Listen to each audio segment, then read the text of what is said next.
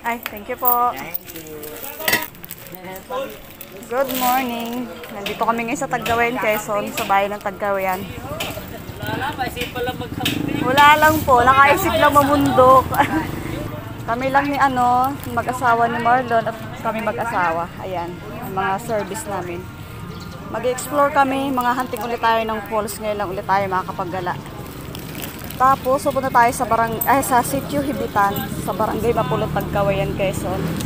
Hindi pa namin nararating yung lugar na yun, kaya hahantingin namin ngayon. Magdadagdag tayo ng falls na hahantingin ngayong araw. Tan tan taran, tan tan taran, op, op. Ano, okay na?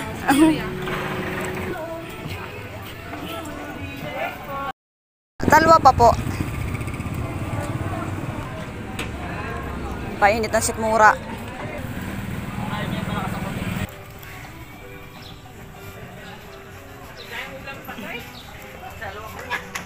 Sige. Salamat po.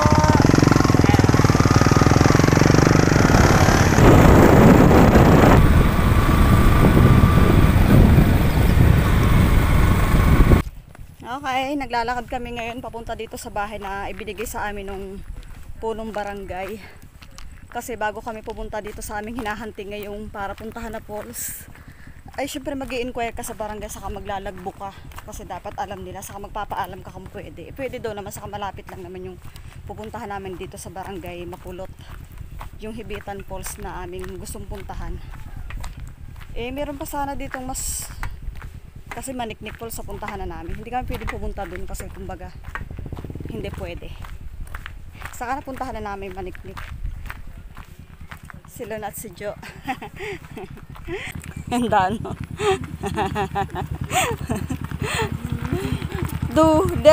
Dadi. Hindi pa simentado dito ang daan. Pero kaya naman. Tanong. Medyo maganda pa lang ang daan dito. Kaya dapat gagaling-galing magbanibela. Munti ka na ba? Kaya pala sabi ko, ayun, umaagaw na ang motor ni Lon. Okay, tara, doon tayo sa unahan. Lapit-lapit na. Malapit-lapit sa katotohanan. Thank you po. Thank you po sa bola. Wala, hindi naman talagang kayo talagang mga Pilipino. Masyado tayo hospitality, ano? Comedy sa tatay. Ibang bansa, ano, wala pa kailangan. Opo nga eh. Thank you po. Salamat po. Aahon pa pala tayo doon. May videographer pa kayo ha.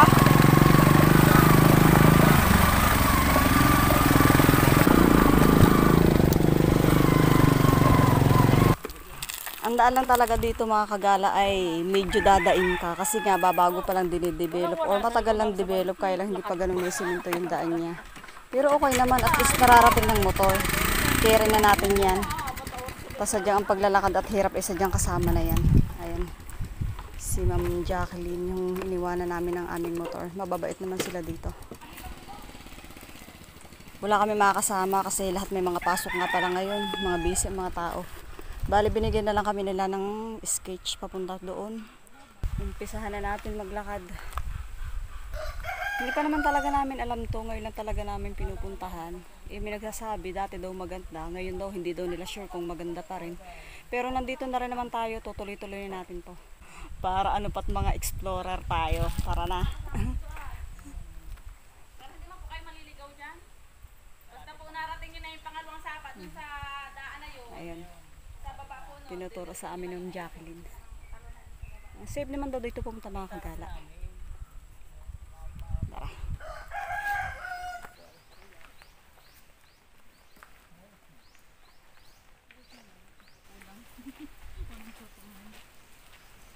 Gusto nyo to eh.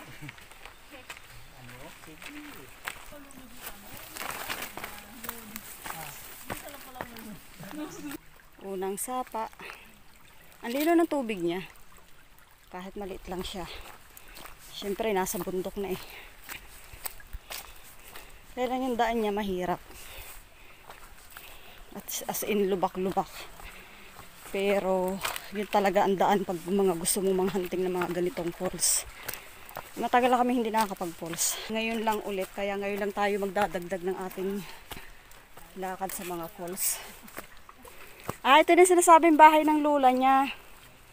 Yun. Ang cute naman. May kiraan po. Yan. Bumasa lang kami doon sa guide na ibinigay sa amin ni Ma'am Jacqueline. Ang ganda naman dito. Oh. Gubat na siya. Pero sabi niya, safe naman pumunta dito talaga.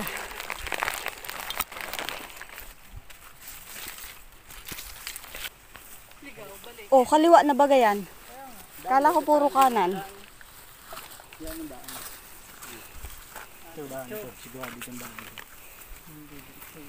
Okay.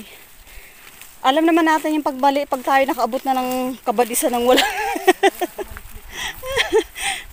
Pag tayo nakaabot ng maniknik. Oh, ganda. Ha? Kala ko may dagat. Yehey. Ay, oo nga. Yung dahat kasi dito yung ano, matalas sa parang talahib. Pag dumapo siya sa balat mo, sakit. Yep. Uy. Parang malapit na, nagkakasabit-sabit ng paa eh.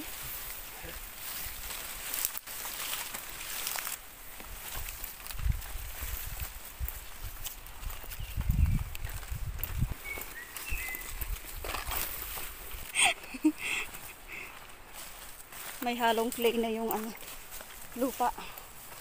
Dulas. Ang tansya lang ni tatay, yung isa kausap namin kanina, nasa 10 feet daw lang yata pa. Hindi pa namin matukoy kung mismo yun ang makikita namin ngayon kasi wala nga kaming kasama. Parang ano na lang namin yung binigay na sketch sa amin. Oo nga, masukal nga ba? Sakat lahat masukal.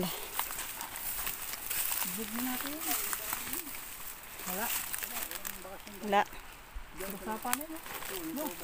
Tara, dito ka ba? Kasi ang sabi ng babae, Kanan. kanan, dahil Sakat ko baliwa. Wako. kasi ano, hindi doon niya. Ay, puchi.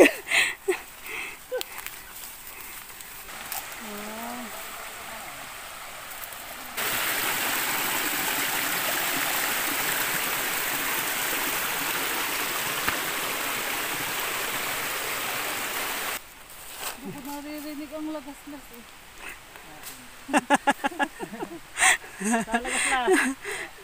Ipaglalaban natin ang nadigdidig na lagaslas. O dito na tayo sa niyugan. Pagka may iba, di sa kaliwa kanan. Baka doon sa malaki-laking yun. Diyan na muna kayo, mamaya ko na kayo update at babalitaan kapag nakita na namin yung aming hinahanap na falls. Kasi pinagbabatayan na lang namin. 10 feet man baga sabi ni tatay, no? Wala pa naman kami dito nakikitang talo na 10 feet. Hahanap-hanapin pa namin. Mamaya na lang ulit namin kayo i-update. Nagsurrender ang sapatos. Diba, sa tagal lang hindi nagagamit. Ang tagal ba namang hindi na nagaganito? O, dinabaguhan, nagtampo sa istakan.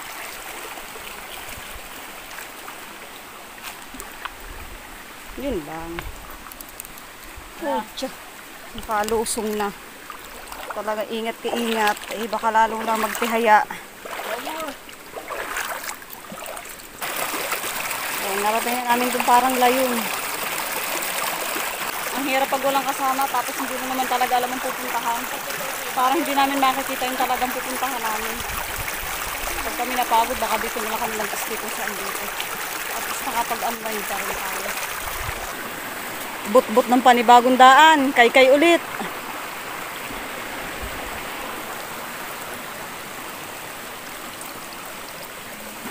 Lapas na kami ng 20 minutes na naglalakad. Kababaybay sa mga ilog-ilog. Kahanap namin ng malakas na umaagos. Wala talaga kami ibang makitang falls dito. Mukhang ito na yun. Oh. Bagay, doon naman talaga sa nakita namin sa Facebook. Mababa lang naman talaga siya. Tapos parang, ayan o, may layon. Oh, maganda rin naman, oh. Kahit nasanay tayo din sa mga falls na masyadong matataas, appreciated na natin yan. Tara, doon tayo sa baba. Hanap tayo ng daan. Yep. Yay. Yay. Yay. Ay, sa wakas. Yan, hindi kami sure kung ito na yung hinahanap namin. Basta wala na kami iba makitang ano dito, talon. Yan na lang, oh. Oh. Malalim din naman dito, eh, oh. Malalim.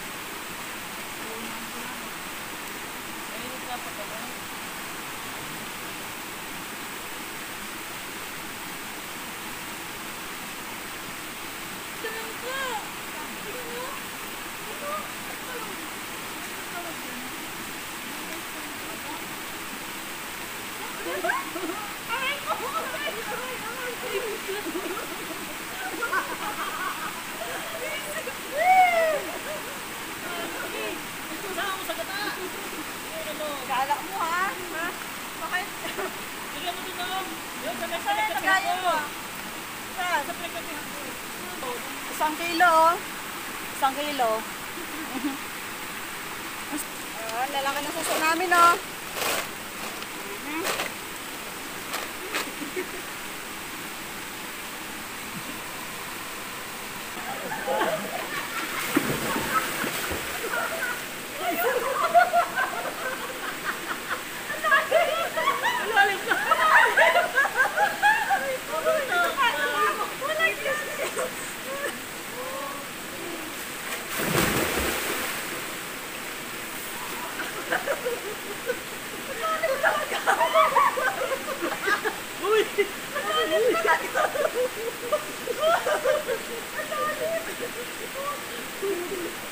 Okay, impake na kami pa uwi.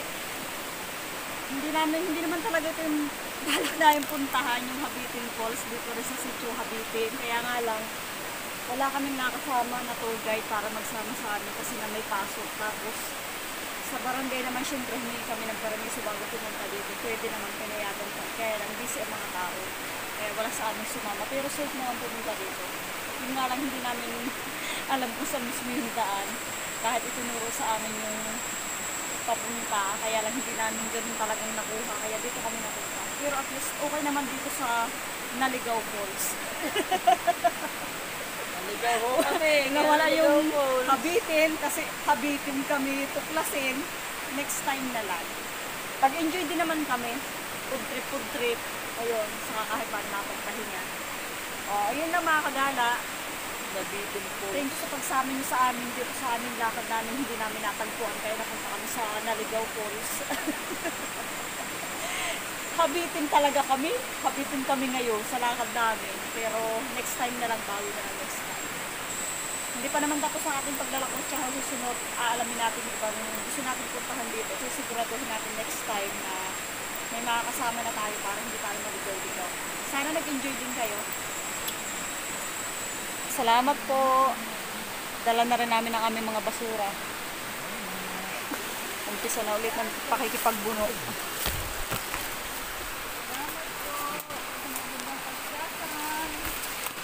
Sa susunod ulit.